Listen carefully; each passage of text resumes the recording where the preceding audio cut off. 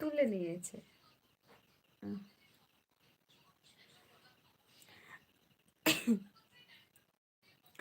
তো গাইস, তোমাদের একটা কথা বলি।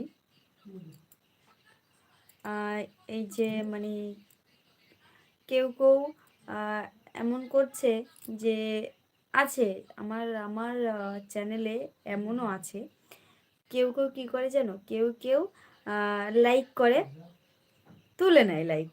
এই এক্ষুনি সেরকমই করেছে, লাইক করে কেউ কেউ, আবার লাইক তুলে নেয়।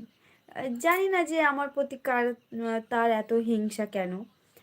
সাবস্ক্রাইব করে, তো সাবস্ক্রাইব এরকম তুলে নেয়।